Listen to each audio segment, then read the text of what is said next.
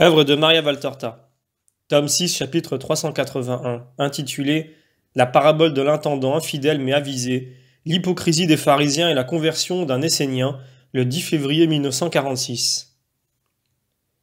Une grande foule attend le maître, éparpillé tout en bas des flancs d'un mont presque isolé. Il émerge d'un carrefour de vallées qui l'entoure et d'où ses pentes surgissent, ou plutôt bondissent, escarpées, abruptes, quelquefois vraiment à pic. Pour arriver au sommet, un raidillon taillé dans la roche calcaire érafle à certains endroits les parois en faisant des lacets et se trouve parfois pris entre la rampe de la montagne et un précipice. Ce sentier rocailleux, d'une couleur jaunâtre, qui tire sur le rouge, a l'air d'un ruban jeté dans la verdure poussiéreuse de buissons bas et épineux. Je dirais que les feuilles sont elles-mêmes des piquants qui recouvrent les pentes arides et pierreuses, fleurissant çà et là en une fleur vivace rouge-violet semblable à un panache ou à un flocon de soie arraché aux vêtements de quelques malheureux passés par cette ronceraie. Ce revêtement tourmenté fait de pointes épineuses, d'un vert glauque, triste, comme s'il était couvert d'une cendre impalpable, se répand par bandes jusqu'au pied de la montagne et sur le plateau entre ce mont et d'autres monts, tant au nord-ouest qu'au sud-est, alternant avec les premiers emplacements où il y a de l'herbe véritable et de véritables arbustes qui ne soient pas torture et inutilité. Les gens sont cantonnés là, attendant patiemment la venue du Seigneur. Ce doit être le lendemain du discours aux apôtres, car la matinée est fraîche et la rosée n'est pas encore évaporée sur toutes les plantes. C'est surtout le cas à l'ombre où elle embellit épines et feuilles et change en gouttes de diamant les étranges fleurs des arbustes épineux. C'est certainement l'heure de beauté de cette triste montagne. Aux autres heures, sous le soleil impitoyable ou dans les nuits de lune, elle doit avoir l'aspect horrible d'un lieu d'expiation infernale. À l'est, on aperçoit une riche et grande ville dans une plaine très fertile. On ne voit pas autre chose de cette côte encore basse où se trouvent les pèlerins, mais au sommet, l'œil doit jouir d'une vue incomparable sur les régions voisines. Je crois que l'altitude de la montagne doit permettre à l'horizon de s'étendre jusqu'à la mer Morte et aux régions à l'est, comme aussi jusqu'aux chaînes de la Samarie et à celles qui cachent Jérusalem, mais je ne suis pas monté au sommet. Donc, les apôtres circulent dans la foule et essaient de la tenir tranquille, en bon ordre, et de placer les malades aux meilleurs endroits. Ils sont aidés par des disciples, peut-être ceux qui travaillent dans la région et qui avaient conduit près de la frontière de la Judée les pèlerins désireux d'entendre le Maître. Jésus apparaît tout à coup portant un vêtement de lin blanc et enveloppé de son manteau rouge pour concilier la chaleur des heures ensoleillées avec la fraîcheur des nuits qui ne sont pas encore des nuits d'été. Il regarde sans être vu les gens qui l'attendent et sourit. Il semble arriver par derrière le mont de faible altitude qui est à l'ouest, et il descend rapidement par le sentier difficile. C'est un enfant qui l'aperçoit le premier. Peut-être a-t-il suivi un vol d'oiseaux qui se sont envolés des buissons, effrayé par une pierre qui a roulé d'en haut, ou peut-être Jésus a-t-il attiré son regard. À sa vue, il crie en sautant sur ses pieds. « Le Seigneur !» Tous se retournent et voient Jésus qui est maintenant à peu de distance, 200 mètres au maximum. Il s'apprête à courir vers lui, mais il fait un geste et de sa voix qui arrive nettement, peut-être renforcée par l'écho de la montagne, il dit « Restez là où vous êtes !» Et toujours souriant, il descend vers ceux qui l'attendent en s'arrêtant au point le plus élevé du plateau. De là, il salue. « Paix à tous !» Puis, avec un sourire particulier, il répète cette salutation aux apôtres et aux disciples qui se serrent autour de lui. Jésus est d'une beauté radieuse. Avec le soleil qui éclaire son visage et la pente verdâtre de la montagne derrière lui, on dirait une vision de rêve. Les heures passées dans la solitude, quelques faits ignorés de nous, peut-être un débordement sur lui des caresses du Père, je ne sais quoi, accentuent sa beauté toujours parfaite, la rendent glorieuse et imposante, paisible, sereine, je dirais même joyeuse. Il fait penser à un homme qui revient d'un rendez-vous d'amour et emporte avec lui la gaieté dans tout son aspect, dans son sourire, dans son regard. Ici, le reflet de cette rencontre d'amour qui est divine se communique à l'extérieur. C'est 1000 fois ce qu'on voit après le rendez-vous d'un pauvre amour humain. C'est une vision fulgurante. Elle subjugue l'assistance. Frappé d'admiration, ils le contemplent en silence comme s'ils étaient intimidés par l'intuition d'un mystère d'union du Très-Haut avec son Verbe. C'est un secret, une heure surnaturelle d'amour entre le Père et le Fils. Personne ne la connaîtra jamais. Mais le Fils en conserve l'empreinte comme si, après avoir été le Verbe du Père tel qu'il est au ciel, il avait du mal à redevenir le Fils de l'homme. L'infini, la sublimité, a du mal à redevenir l'homme. La divinité déborde, explose, irradie de l'humanité comme une huile suave d'un vase d'argile poreux ou la lumière venant d'une fournaise à travers un voile de verre translucide.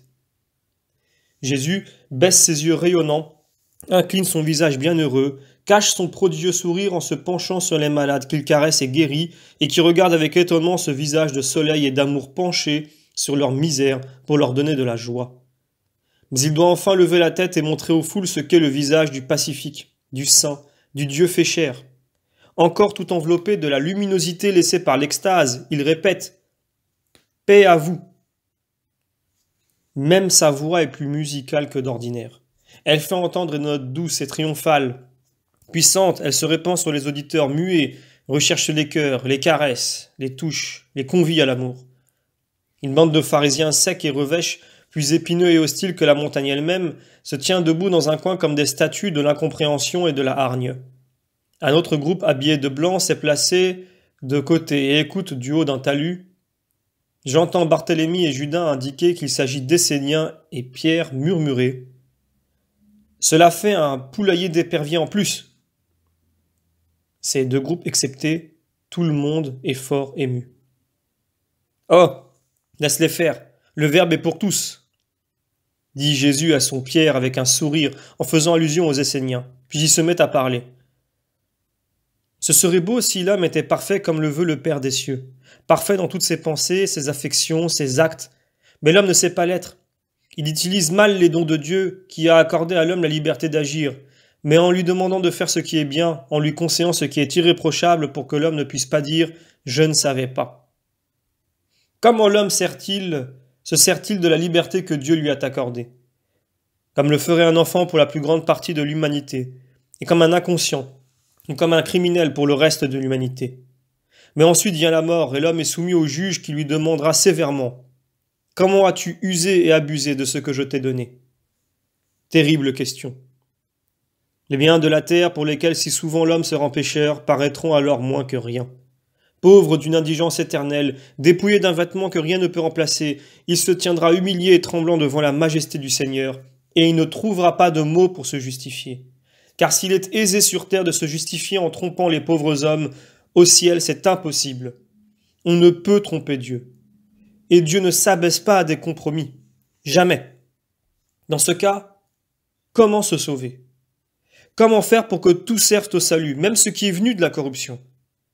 C'est elle qui a appris à voir des instruments de richesse dans les métaux précieux et les joyaux, et qui a allumé les désirs de puissance et les appétits charnels.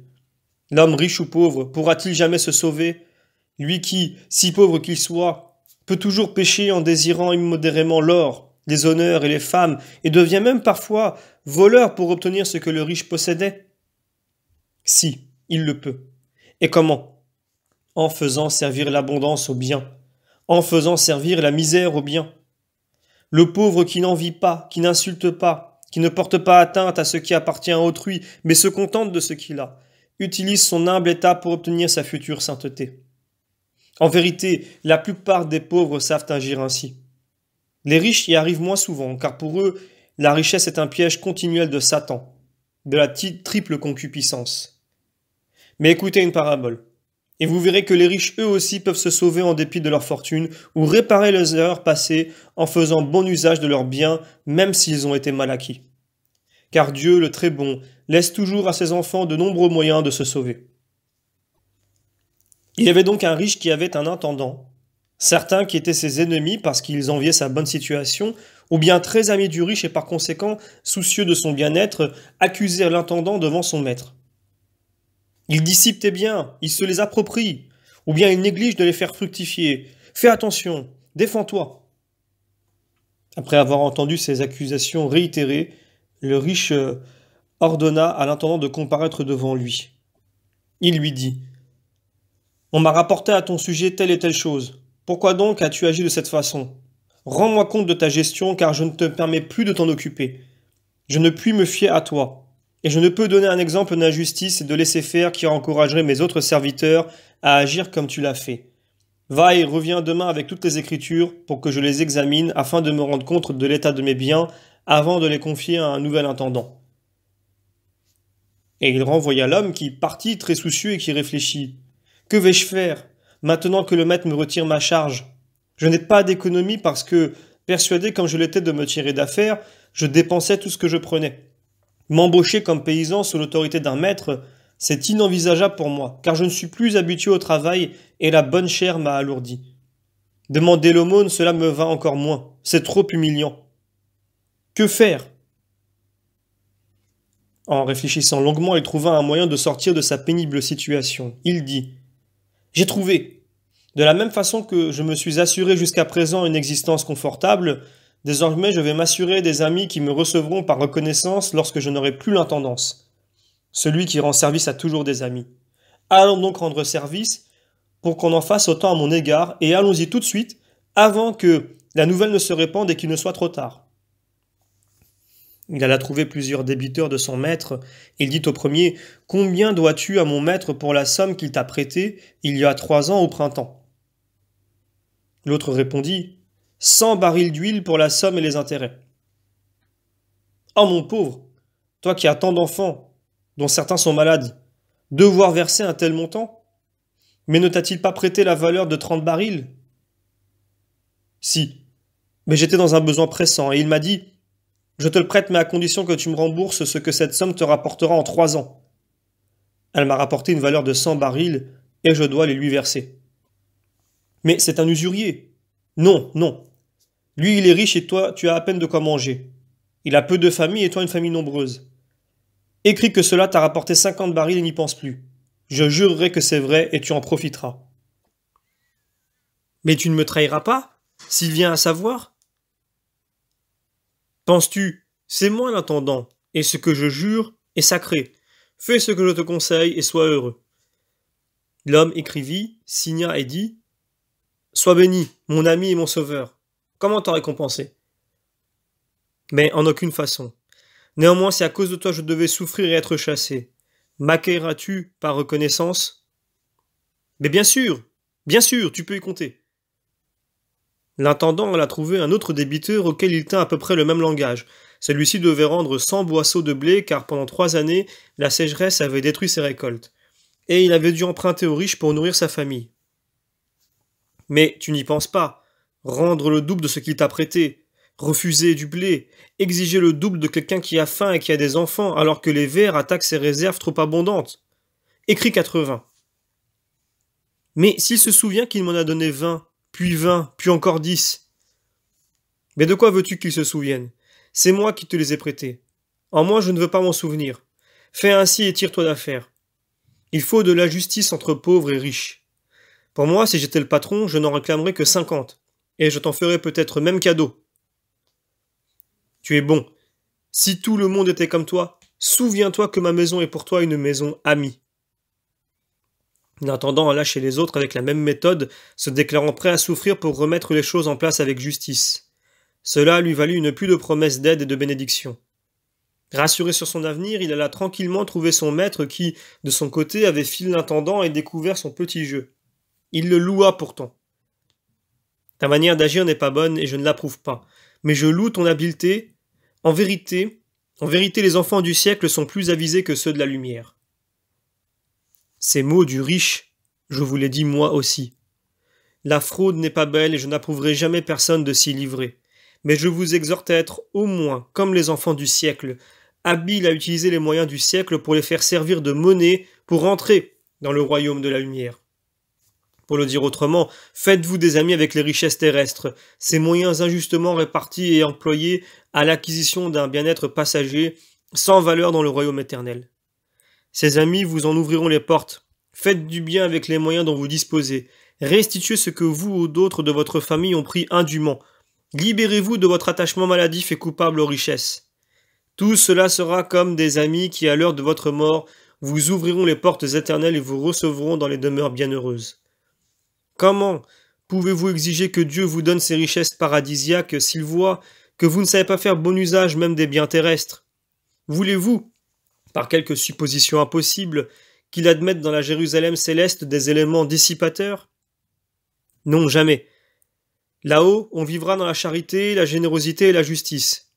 3 points et tous pour tous. La commune des saints est une société active et honnête. C'est une société sainte. Et il n'y a personne qui puisse y entrer, s'il s'est montré injuste et infidèle. Ne dites pas, là-haut nous serons fidèles et justes, car là-haut nous aurons tous sans crainte d'aucune sorte. Non. Qui est infidèle en peu de choses sera infidèle même s'il possédait le tout, et qui est injuste dans les petites occasions le sera dans les grandes. Dieu ne confie pas ses vraies richesses à celui qui, dans l'épreuve terrestre, montre qu'il ne sait pas utiliser les biens terrestres. Comment pouvait-il vous donner un jour au ciel la mission de soutenir vos frères sur la terre quand vous avez montré que vous ne savez que soutirer et frauder ou conserver avidement? Il vous refusera donc votre trésor, celui qu'il vous avait réservé, pour le donner à ceux qui ont su être avisés sur la terre, en faisant servir à des œuvres injustes, en faisant servir à des œuvres justes et saines ce qui est injuste et malsain. Personne ne peut servir de maître, car il sera du parti de l'un ou de l'autre, et il haïra l'un ou l'autre. Les 2 maîtres que l'homme peut choisir sont Dieu ou Mammon. Mais si vous voulez appartenir au premier, vous ne pouvez revêtir les uniformes, écouter la voix, employer les moyens du second. Une voix s'élève du groupe des Esséniens. L'homme n'est pas libre de choisir. Il est obligé de suivre sa destinée. Nous ne disons pas qu'elle est distribuée sans sagesse. Au contraire, la pensée parfaite a établi, dans un dessein parfait qu'elle a fixé, le nombre de ceux qui seront dignes des cieux. C'est en vain que les autres s'efforceront d'y arriver. C'est ainsi. Il ne peut en être autrement. Quelqu'un qui sort de sa maison peut trouver la mort à cause d'une pierre qui se détache de la corniche, alors qu'un autre, plus fort d'une bataille, peut s'en tirer sans la moindre blessure. De la même façon, celui qui veut se sauver alors que cela n'est pas écrit ne fera que pécher même sans le savoir, parce que sa damnation est préétablie.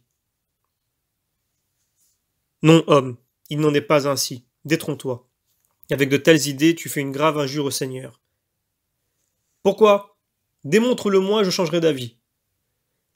Parce qu'en disant cela, tu admets mentalement que Dieu est injuste envers ses créatures. Il les a créées de la même façon et avec un même amour. Il est père, parfait dans sa paternité comme en tout autre attribut. Comment donc pourrait-il faire des différences et maudire un homme à peine conçu alors qu'il n'est qu'un embryon innocent? Dès ce moment où il est incapable de pécher, pour se venger de l'offense qu'il a subie de l'homme. Non, Dieu ne se venge pas ainsi. Il ne se contenterait pas d'un misérable sacrifice tel que celui-là, d'un sacrifice injuste, imposé. L'offense faite à Dieu ne peut être relevée que par Dieu fait homme. C'est lui qui expirera, non pas tel ou tel homme. Ah, s'il avait été possible que je doive effacer la faute originelle seulement, si la terre n'avait pas eu de Caïn, pas de Lamech, pas de sodomites corrompus, pas d'homicides, de voleurs, de fornicateurs, d'adultères, de blasphémateurs, pas d'enfants sans amour pour leurs parents, pas de parjures et ainsi de suite. Or ce n'est pas Dieu qui est l'auteur de chacun de ces péchés, mais l'homme qui en est coupable. Dieu a laissé à ses fils la liberté de choisir le bien ou le mal. Il n'a pas bien agi, crie un scribe. Il nous a tentés au-delà de nos forces, bien qu'il nous sache faibles, ignorants, contaminés. Il nous a exposés à la tentation. C'est de l'imprudence ou de la méchanceté. Toi qui es juste, tu dois convenir que je dis une vérité. Tu dis un mensonge pour me tenter. Dieu avait donné à Adam et à Ève tous les conseils, et à quoi ont-ils servi? Il a mal agi à ce moment-là aussi. Il ne devait pas mettre l'arbre, la tentation, dans le jardin. Dans ce cas, où serait le mérite de l'homme? Il pouvait s'en passer et vivre sans mérite personnel et par le seul mérite de Dieu. Eux, ils veulent te tenter, maître. Laisse tomber ces serpents et écoute-nous, nous qui vivons dans la continence et la méditation, crient encore les Esséniens. Oui, vous vivez ainsi, mais mal. Pourquoi ne pas le faire saintement? Sans répondre à cette question, l'homme demande. Tu m'as donné une raison valable sur le libre arbitre, et je la méditerai sans prévention, en espérant pouvoir l'expecter. Mais dis-moi maintenant, crois-tu réellement à une résurrection de la chair et à une vie des âmes qu'elle viendra compléter? Veux-tu que Dieu mette fin ainsi à la vie de l'homme? Mais l'âme, puisque la récompense la rendra bien heureuse, à quoi sert de faire ressusciter la matière? Cela augmentera-t-il la joie des saints? Rien n'augmentera la joie qu'un saint aura quand il possédera Dieu. Ou plutôt, un seul fait l'augmentera le dernier jour, celui de savoir que le péché n'existe plus. Mais ne te paraît-il pas juste que, comme en ce jour, chair et âme ont été unis dans la lutte pour posséder le ciel au jour de l'éternité, chair et âme soient réunis pour bénéficier de la récompense? N'en es-tu pas persuadé? Alors pourquoi vis-tu dans la continence et la méditation? Pour être davantage homme, Seigneur, au-dessus des autres animaux qui obéissent à leurs instincts effrénés, et pour être supérieur à la plupart des hommes qui sont salis d'animalité, même s'ils étalent phylactères et franges, houppettes et larges vêtements et prétendent être des séparés. Anathème, les pharisiens ont reçu de plein fouet la flèche qui provoque dans la foule des murmures d'approbation. Ils se contorsionnent et hurlent comme des possédés. Ils nous insultent, maître. Tu connais notre sainteté. Défends-nous, crie-t-il en gesticulant. Jésus répond. Lui aussi connaît votre hypocrisie. Les vêtements n'ont rien à voir avec la sainteté. Mérité d'être loué, je pourrais parler. Mais à toi, Essénien, je réponds que tu te sacrifies pour trop peu de choses. Pourquoi? Pour qui? Pour combien de temps? Pour une louange humaine?